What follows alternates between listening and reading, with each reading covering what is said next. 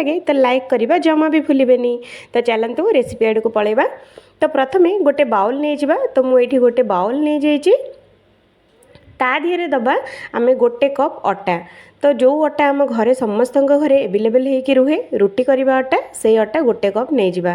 तापरे गोटे चामच ये मु सुजी नौची।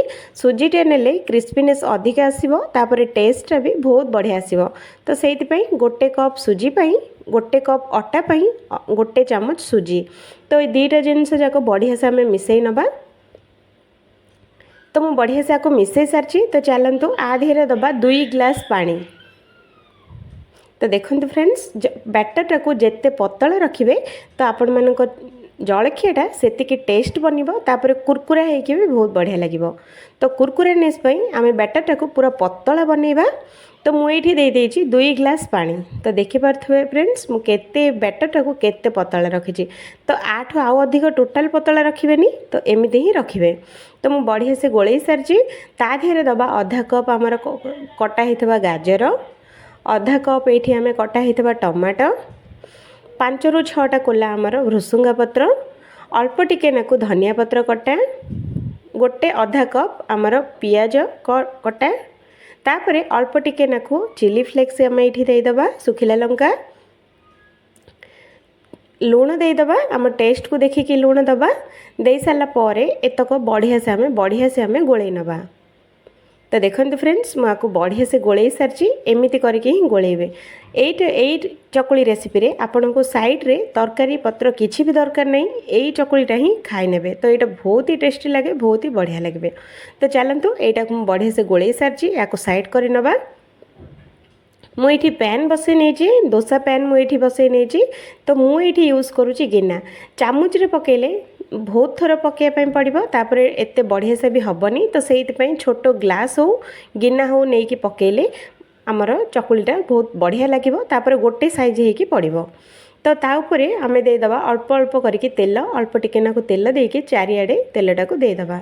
तापर 5 मिनट आपको बढ़िया से रोस्ट होगापी आपको छाड़ीदबा।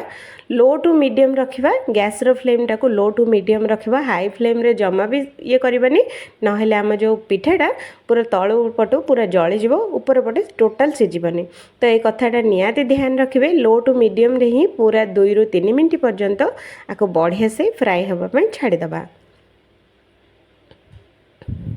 तो देखो फ्रेंड्स बढ़िया से यहाँ फ्राए हो गला। आपण मैंने चाहिए 2 पट भी उल्टे पारे किंतु गोटे पट उल्टा टेस्टा बहुत बढ़िया लगे। तो देखो गोटे साइड्र पूरा गोल्डन कलर हो गला। तापर टावाटा ऑटोमेटिक छाड़ी दौर देखिले ना जिते बड़े टावाटा ऑटोमेटिक छाड़ीदेव तो आपण मान पिठाटा पूरा पूरी बनीज। तो चलतु आपको आम बाहर कर नबा। तापर से गिना नबा से गिनारे ही आउ गोटे गोटे गिना आउ अधा ये आम देदबा।